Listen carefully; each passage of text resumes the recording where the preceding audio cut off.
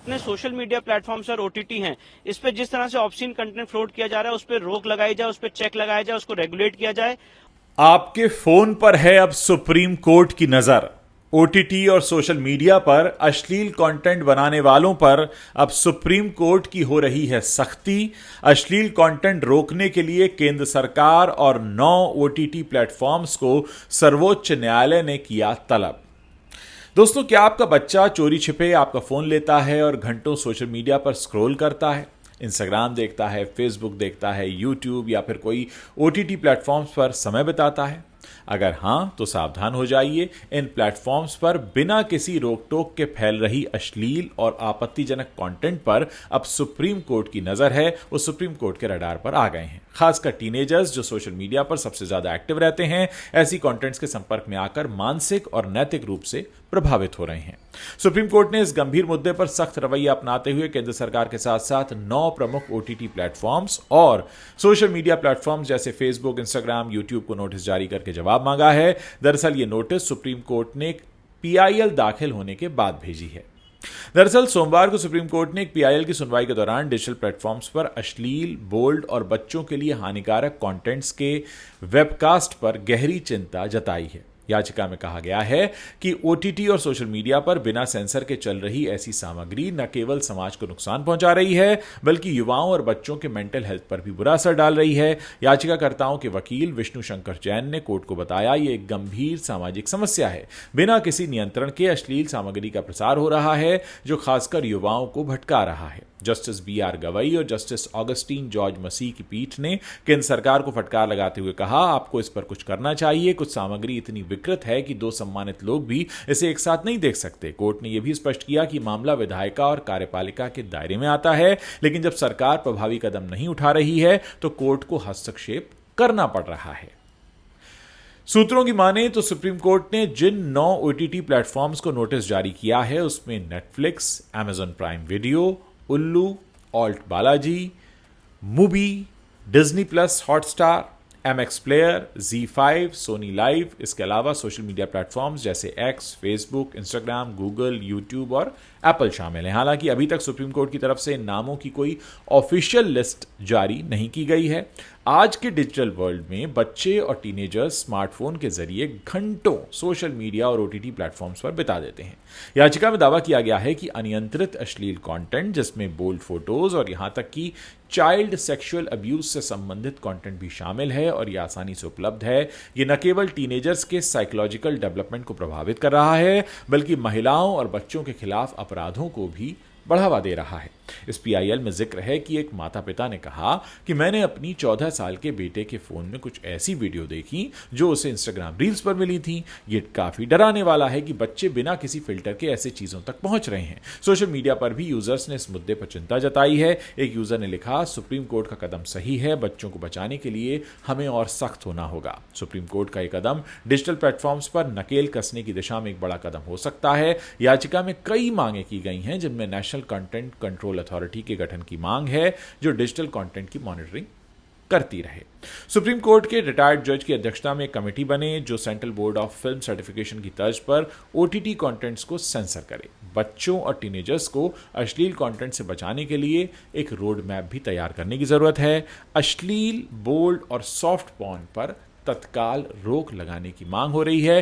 केंद्र सरकार ने कोर्ट को आश्वासन दिया है कि सूचना और प्रसारण मंत्रालय के तहत कुछ नियम पहले से लागू हैं और अधिक कड़े नियमों पर विचार चल रहा है। सॉलिसिटर जनरल तुषार मेहता ने कहा, हम संतुलित नजरिया अपनाएंगे ताकि अभिव्यक्ति की स्वतंत्रता और सामाजिक जिम्मेदारी में सामंजस्य रहे। विशेषज्ञों का मानना है कि अगर कोर्ट सख्त दिशा निर्देश जारी करता है तो ओटीटी प्लेटफॉर्म्स को सिनेमाघरों की तरह कंटेंट को सेंसर करना पड़ सकता है। सुप्रीम कोर्ट ने बार बार कहा कि डिजिटल सामग्री को नियंत्रित करना सरकार की जिम्मेदारी है। जस्टिस गवई ने टिप्पणी की, हम पर आरोप लगते हैं कि हम कार्यपालिका और विधायिका के क्षेत्र में हस्तक्षेप कर रहे हैं, लेकिन जब कोई कार्रवाई कार्रवाई नहीं होती तो हमें बोलना पड़ता है।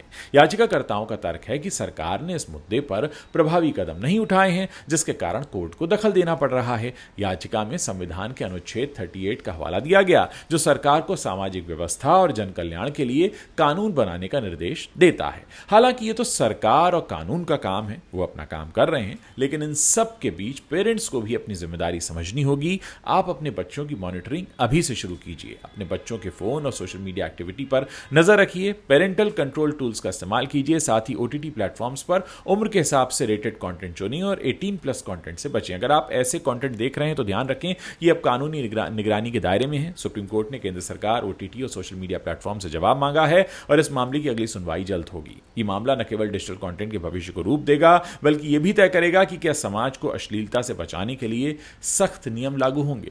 और दोस्तों, जिस वक्त मैं ये वीडियो बना रहा हूं, उससे थोड़ी देर पहले ही खबर आई है कि एक यूट्यूब चैनल है 4PM, उसको भी बंद कर दिया गया है, उस पर बैन लगा दिया गया है, राष्ट्रीय सुरक्षा का हवाला देते हुए। तो इस समय सरकार काफी कड़क रुख पहले से अख्तियार कर रही है। सुप्रीम कोर्ट ने भी अब इस पर सख्ती दिखाना शुरू किया है। तो ऐसे में अब जरूरत इस बात की है कि अगर आपके आसपास कोई भी ऐसा कंटेंट बनाया या देखा जा रहा है जो कि हमारे सामाजिक नियमों के हिसाब से ठीक नहीं है, तो आप सबसे पहले अपने बच्चों पर, अपने टीनेजर्स पर रोक लगाएं। सभी जानते हैं, हर घर में बच्चे हैं, नया नया मोबाइल फ़ोन आता है, वो मोबाइल फ़ोन पर काफ़ी वक्त बिताते हैं। और इंस्टाग्राम खासकर मैं जिक्र करूंगा, इंस्टाग्राम तो प्री लोडेड आता है, आपको उसे डाउनलोड भी नहीं करना पड़ता। जितने स्मार्टफोन्स हैं उनमें सबसे पहले से ही इस ऐप को देखा जा सकता है, इंस्टाग्राम को, और यहाँ पर बड़ा फ्री फ्लो रहता है। इस तरह का कंटेंट अगर आप जाएं, इनफैक्ट कई बार मैं खुद हैरान रह जाता हूँ कि जैसे ही मैंने इंस्टाग्राम को ओपन किया तो उसमें इतने अश्लील वीडियो आने शुरू हो जाते हैं, समझ नहीं आता कि ये क्यों आ रहे हैं। और ऐसा कई बार छोटे बच्चों के साथ भी होता है, कम उम्र लोगों के साथ होता है, टीनेजर्स के साथ होता है, जो 18 से नीचे हैं उनके साथ होता है। फिर उनके मन में कई तरह की मानसिक विकृतियाँ जन्म ले लेती हैं, क्योंकि वक्त से पहले ऐसा कंटेंट देखना उनके शारीरिक विकास के लिए, मानसिक विकास के लिए और उनकी इमोशनल हेल्थ किसी के लिए भी अच्छा नहीं है।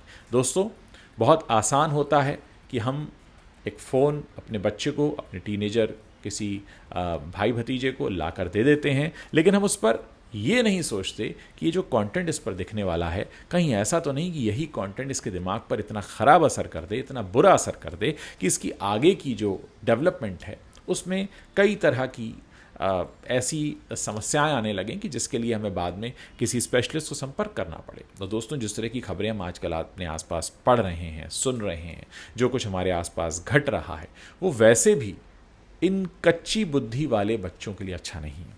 और बात सिर्फ बच्चों की ही नहीं है, इस तरीके का अश्लील कंटेंट देखना बड़ी उम्र के लोगों के लिए भी हानिकारक हो सकता है। आप किसी काम में हैं, आप कहीं पर जा रहे हैं, आप किसी बिजनेस मीटिंग में, और आपके सामने अचानक ऐसा कोई चित्र या अचानक ऐसा कोई वीडियो आ जाता है, वो आपको काफ़ी भ्रमित कर सकता है, आपको आपके फोकस से हटा सकता है। और ये बिल्कुल गैर ज़रूरी है कि आप अगर दफ्तर में बैठें और आपने अपनी किसी दफ्तर में बैठकर अपनी किसी ऑफिशियल मेल को खोलने के लिए आपने अपना फ़ोन उठाया और सामने कोई ऐसा चित्र आ जाए जिसको देखकर आप असहज हो जाएं। उस समय आपके साथ आपकी सहकर्मी, महिलाएं सहकर्मी भी हो सकती हैं, और 2 ऐसे लोग भी हो सकते हैं जिनकी आप इज्जत करते हैं, रिस्पेक्ट करते हैं, या आपसे उम्र में बहुत बड़े हो सकते हैं, उम्र में छोटे हो सकते हैं। तो ये चीज़ें बहुत ज़्यादा एक ऑकवर्ड मोमेंट क्रिएट कर देती हैं। तो दोस्तों, इस पूरे मसले पर आप अपनी क्या राय रखते हैं, मेरे इस वीडियो के नीचे कमेंट सेक्शन है, वहाँ लिखना मत भूलिएगा। मैं इंतज़ार कर रहा हूँ आप लोगों के कमेंट्स पढ़ने का।